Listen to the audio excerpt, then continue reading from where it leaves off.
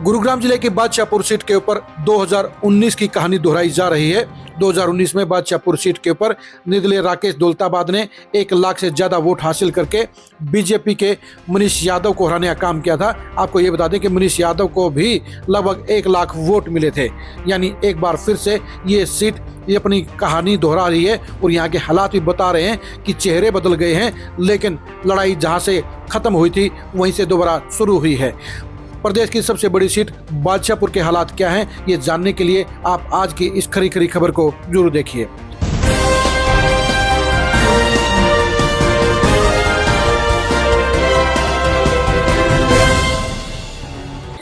हरियाणा में वोटों के हिसाब से सबसे बड़ी सीट बादशाहपुर सीट के ऊपर जबरदस्त घमासान मचा हुआ है। 5.25 लाख से ज्यादा वोटों वाली इस सीट के ऊपर चुनाव जीतने के लिए जहां बीजेपी की तरफ से राव नरवीर मैदान में जमे हुए हैं, तो निर्दलीय प्रत्याशी के तौर पर कुमुदनी राकेश दौलताबाद चुनाव लड़ रहे हैं। आपको याद होगा कि राकेश दौलताबाद के इस दुनिया से चले जाने के बाद अब उनकी कार्यनीति को आगे बढ़ाने का काम कुमुदनी राकेश दौलताबाद ने अपने हाथों में ले लिया है।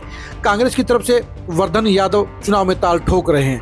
वर्धन यादव बड़ी उम्मीदों के साथ चुनावी दंगल में उतरे थे, लेकिन कल की फ्लोप रैली ने उनके सारे अरमानों पर पानी फेर दिया है। आप खुद ही देखिए कि कल वर्धन यादव की भूपेंद्र हुड्डा की मौजूदगी वाली रैली में कितनी संख्या में कुर्सियां खाली पड़ी हुई थी।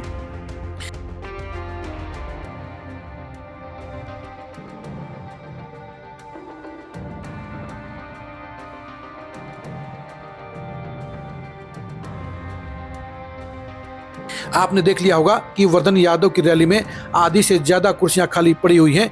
कल की इस फ्लोप रैली के बाद वर्धन यादव के बारे में बड़ी चर्चा चल पड़ी है कि उनका चुनाव लुढ़क गया है और वो तीसरे नंबर पर खिसक गए हैं। उनके लिए जमानत बचाना भी मुश्किल होगा। जिस तरह से 2019 में कमलवीर यादव की जमानत जब्त हो गई थी, उसी के तरह के हालात अब वर्धन यादव के लिए भी बनते हुए नजर आ रहे हैं। वर्धन यादव की खस्ता हालत का कारण यह है कि यहाँ का चुनाव झुकाव और लगाव में बदल गया है। यानी बादशाहपुर सीट के ऊपर झुकाव और लगाव के बीच में कांटे की टक्कर बन गई है।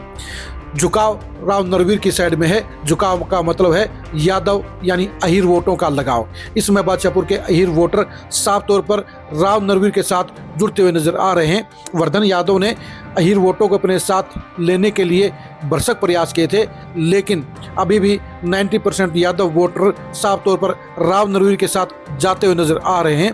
तो दूसरी तरफ कुमुदनी राकेश दौलताबाद को भी लगाव और जुड़ाव दोनों का फायदा है। लगाव का मतलब है जाट वोटरों का लगाव। पिछले बार भी राकेश दौलताबाद के साथ में जाट वोटरों का जबरदस्त लगाव था, जबरदस्त गोलबंदी थी और यही वजह रही कि उनको चुनाव जीतने में सफलता मिली। इस बार भी सहानुभूति के चलते जाट वोटरों का लगाव और जुड़ाव पूरी तरह से कुमुदनी राकेश दौलताबाद के साथ में है और यही वजह है कि वो मुकाबले में पूरी तरह से बनी हुई हैं और जीत की प्रबल दावेदार हैं। अभी तक के चुनावी हालात, चुनावी समीकरण और तीनों ही प्रत्याशियों का चुनाव प्रचार ये बता रहा है कि मुकाबला साफ तौर पर राव नरवीर और कुमुदनी राकेश दौलताबाद के बीच में उलझ गया है। यानी दोनों ही प्रत्याशियों के बीच में आपको चुनाव होता हुआ नजर आएगा। आप खुद ही देख लीजिए कि राव नरवीर और कुमुदनी राकेश दौलताबाद का चुनाव प्रचार कैसा चल रहा है।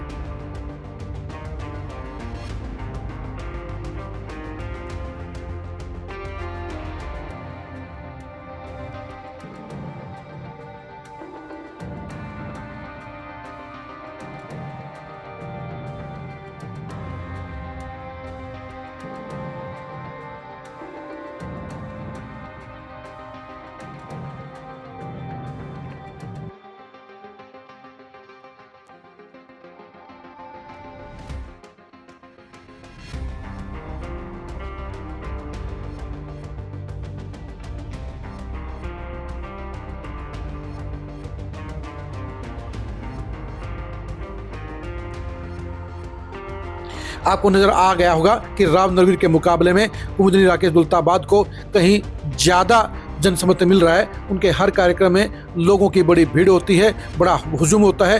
उनके साथ साथ में जाट वोटरों की एक तरफा लामबंदी के साथ साथ बाकी की 35 बरादरियों में भी अच्छा खासा समर्थन मिल रहा है।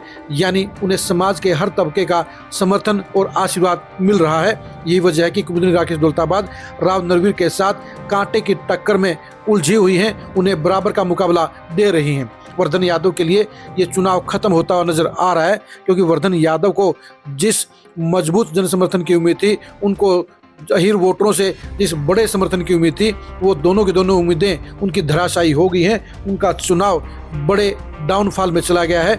कल की रैली के बाद तो उनके बारे में सबसे ज़्यादा नेगेटिव चर्चा चली है कि वर्धन यादव को वोट देना बेकार रहेगा, और यही वजह है कि वर्धन यादव का चुनाव पूरी तरह से बैठता हुआ नजर आ रहा है। अब वर्धन यादव इसके बाद राहुल गांधी और दीपेंद्र हुड्डा के दौरे कराने की सोच रहे हैं, लेकिन उनके लिए दौरे भी कहीं न कहीं संजीवनी साबित नहीं होंगे, क्योंकि एक बार जब चुनाव लुढ़क जाता है तो उसमें ऑक्सीजन भर पाना मुमकिन नहीं होता है।